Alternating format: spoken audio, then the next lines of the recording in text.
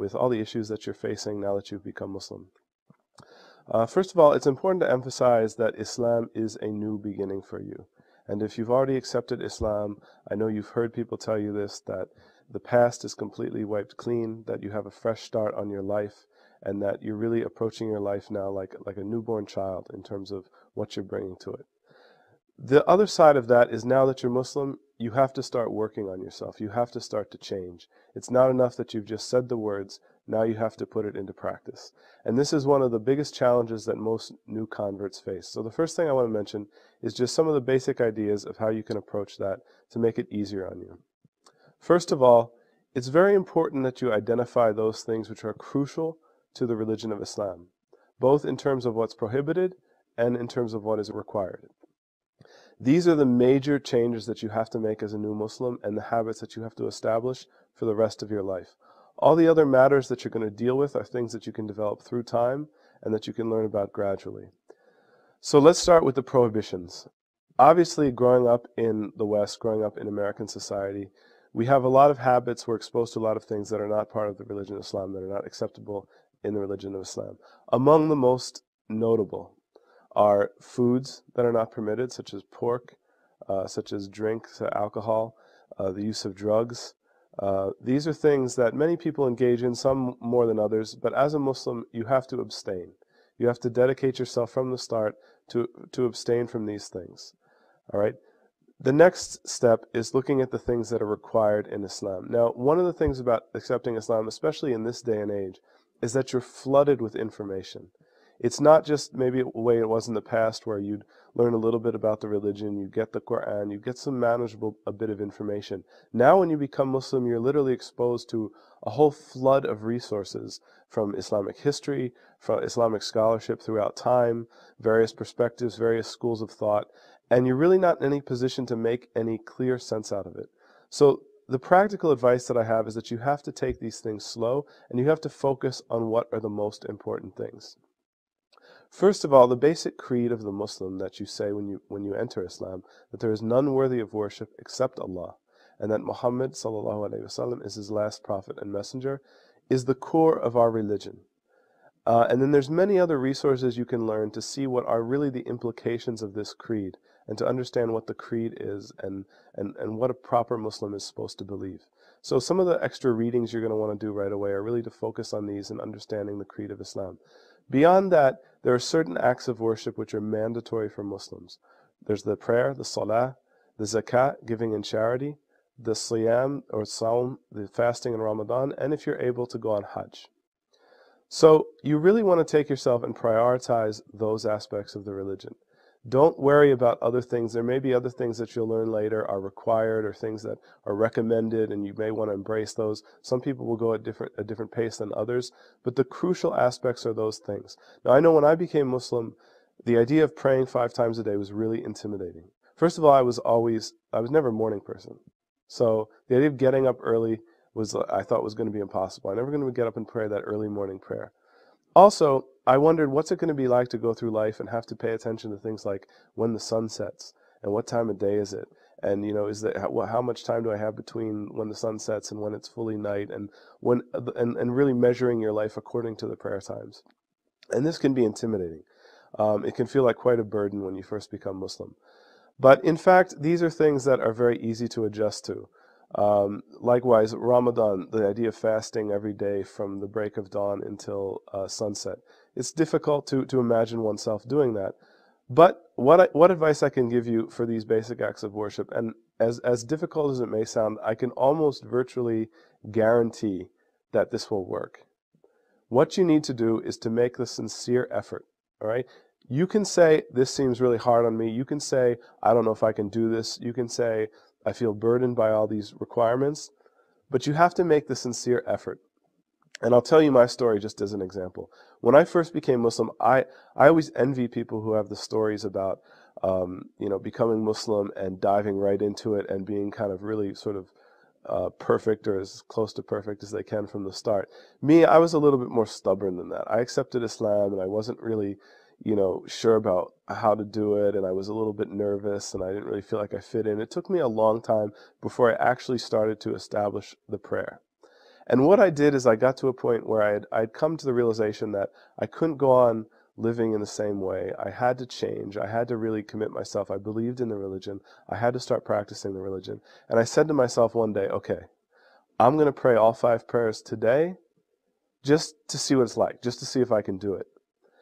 And the difference between that moment and all the other moments before when I had thought about doing it is that in that moment I was making sincere effort. And from that day forward, I prayed all the 5 prayers. So what you have to realize is that when you make the sincere effort, Allah will make the path easy for you. And this is a very important lesson for you to learn as a new Muslim, because you have to realize, you have to internalize this idea that Allah is sovereign over you, that Allah has given you this blessing, Allah has opened this door for you, and it's not because of your own capacities or abilities that you'll be able to succeed as a Muslim. It's because of the blessings that Allah bestows on you. So that's really the first issue to talk about. When you face these prohibitions, you face these requirements, you see it's kind of overwhelming. Number one, you have to say what is really important. What are really the crucial things? What are the absolutes that I have to abstain from? What are the absolutes that I have to do? And then make the sincere effort, and Allah will make the path easy for you. Now, inevitably, as you become a new Muslim, you're going to start to encounter a lot of different views, a lot of different opinions. You'll see that there are different schools of thought within Islam, different sects within Islam. And like I said before, because of the flood of information, you're exposed to almost all of this at once. So how do you make sense out of it? Well, first of all, as a Muslim living in the West, you really are not equipped to answer all the problems yourself, and as Muslims have always had to do, you have to refer to qualified scholars of the Islamic religion to understand how to apply the religion in this world, how to understand what the limits are for you. And it's going to be difficult because you're going to hear different opinions, you're going to hear some ideas that may seem very difficult, or things that you're supposed to adopt that may seem very difficult, and then you'll hear other people saying, well, maybe you don't necessarily have to do that. So you're going to be confused about what exactly do I need to follow. So there are a few bits of advice I have about this.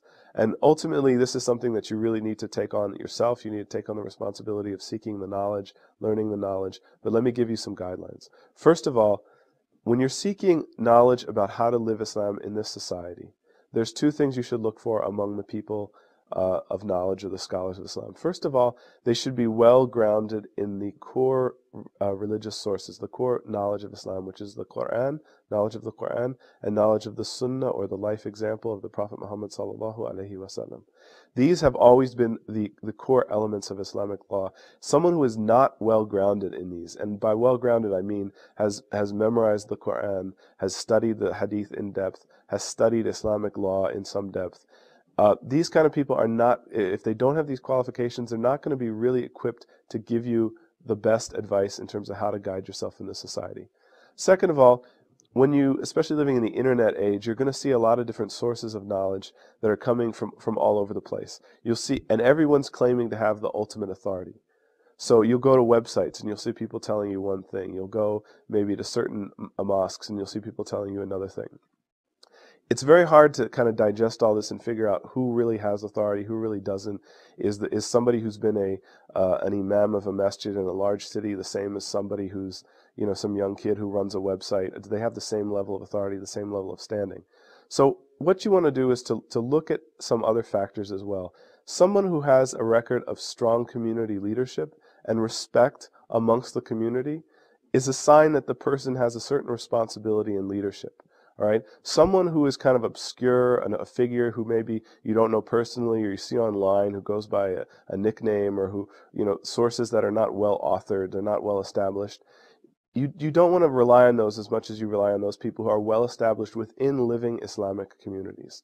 And just to give you a little bit more practical advice, there is an organization called the Muslim Jurists of North America, which I believe fulfills the requirements I mentioned before of both being well grounded in the sources of Islam, but also being aware of the context of this society, that they can give you accurate and wise advice on how to live your life as an American Muslim or a Western Muslim. And that's the Muslim Jurists of North America. The website is amjonline.com. And you can look at various issues there and look up different fatwa, which of course means just Islamic legal opinions about a whole variety of issues. And that can help you to get a clearer sense of what the limits are. Another thing that you'll find among responsible scholars is that they're willing to discuss the various differences of opinion, that they're not constantly interested in pushing only their view, but they recognize that there are various viewpoints, and then they will give you the various strengths of evidence for those various viewpoints. And in that sense, you can get a greater sense of trust from those scholars because you understand that they're fulfilling their responsibility. They're not just trying to lead you to a certain position, but they're really trying to give you the full picture and really empower you with the knowledge that they have. The final thing that I want to talk about, and this is really important, the social relationships are an important part of being a Muslim. And I know when I became a Muslim, I was afraid that I was always going to stand out, that I was going to be foreign, that everything about, my culture as an American was going to be different than those people I met in the mosque. And, as much as this may seem like a secondary matter, we're human beings, we're social creatures. We need to have that kind of community environment, that kind of community support to be successful as Muslims. It's very hard to do it when you're isolated. And remember, of course, that, Shaitan is always there, busy trying to give you any reason not to want to become Muslim, not to want to become part of the community. Shaitan is going to be whispering to you, these people aren't going to accept you, you need to be nervous about it, you need to isolate yourself. This is not the right approach. What you'll find, actually, is that for most Muslims who grew up in America, okay, whether they be converts, whether they are coming from another ethnic background, most people who grew up in America, which is probably the majority of the people you'll meet in the community, especially if you're a younger person and you're dealing with a younger age group, those people are culturally American. And Islamically, there's nothing wrong about being culturally American as long as you're not transgressing the limits of the religion. So I remain as American today as I always was. I just don't, eat sausages anymore. I don't drink beer. I don't do any of those things. But in terms of culturally who I am, my sense of humor, the things that I'm interested in that are permissible, it's the same as I was before. So you don't need to feel that sense of intimidation. And establishing those social relationships and having that good companionship is one of the most important ways that you can really develop as a Muslim, feel secure as a Muslim, to really feel part of the community. And especially when it comes to things where, you're giving up certain things as becoming a Muslim. You're giving up certain maybe holidays or certain kind of cultural experiences that do exist in the society. And having that community around you of Muslims gives you what you'll find to be better than whatever you've left. But it's really a task that you have to take upon yourself to integrate yourself within the community, to find people that you're going to get along with, and to really embrace them and to find good friendship. And remember, of course, that this is the responsibility. Anyone else who's watching this, if you are dealing with new Muslims in your community, it's your responsibility to make them feel welcome. Don't burden them with things that you would not burden yourself with. Don't make things more difficult to them than they need to be.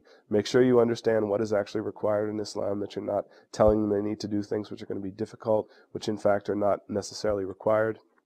These are the steps that people need to take, and inshallah it will help you with the transition to the new life. Before concluding, I just want to say that